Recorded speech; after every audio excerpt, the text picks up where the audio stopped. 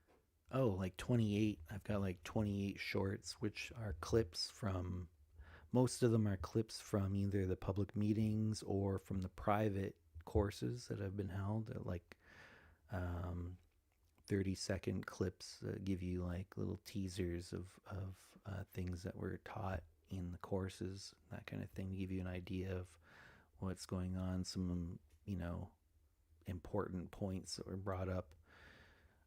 As well as there's three major videos that are available that are about an hour and a half each, um, that have one of the members sharing their experience and their knowledge um, publicly, basically a public meeting of the, and that was through the Ontario obelisk of the Novus Ordo Luciferi, those three courses. But as more obelisks become established, those are going to have public meetings as well, which will be uploaded to this, to the Novus Ordo Luciferi channel, YouTube channel as well, for the public, for the sharing of knowledge, for those, to make it available for those who are seeking it out.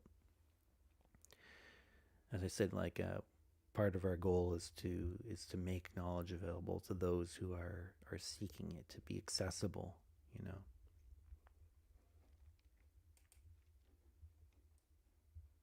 All right. Well, as I said, I really appreciate everybody who's been part of this. If you want to learn more about the Novus Ordo Luciferi, go to the YouTube channel, which is in the description of this video here.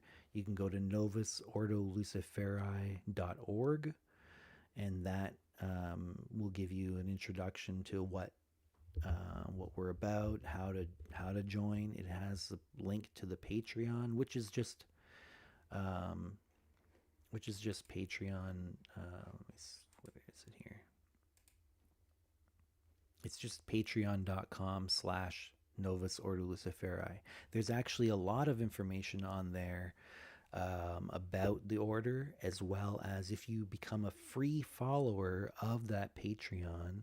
It doesn't mean you're a member of the order, but you can follow the Patreon without paying anything, and you can get access to some of the teachings, some of the documents that are posted on there. I've set so that free followers of the page, of the Patreon page, can access them as well.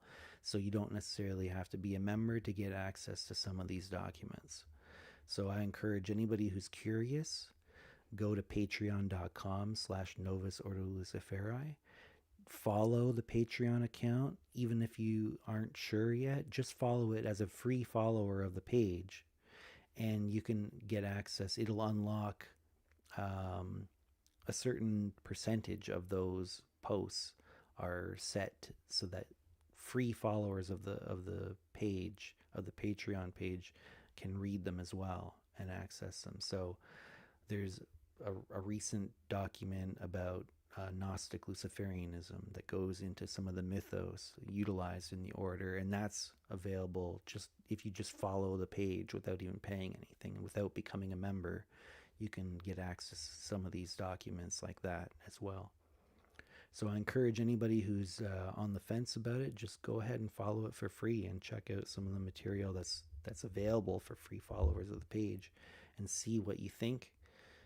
See if it resonates with you, and if so, maybe take the plunge, even just for a 1 month, to check out and see how it goes, and see if you find it valuable enough to continue being a member or not. And if not, no hard feelings. You know, you've explored it. You've decided that it wasn't really for you, and then you move on, and that's totally fine. But I believe that there is a lot of value there, and I hope that you decide to become part of the community and engage with the materials, engage in the community, and participate in what we're doing here, helping us build this larger global community and network, and that sort of thing. And I think that I've got a grand vision for this, and I've done something similar before, and I think that this is even better. This is even more elaborate and in depth than any of the other projects that I've ever done before, and it encapsulates the material and teachings and knowledge that I've accumulated and refined over more than 30 years of practice in tarot, in lucid dreaming, in astral projection, in shadow work, energy work, alchemy, all that stuff. And I hope you get as excited about it as I am, because this is, my life's work. And I hope that all of you will see the benefit and decide to join with me and collaborate, and we can build something incredible in this world. And on that note, thank you so much for everybody who participated in this live stream, everybody who's watched the archive.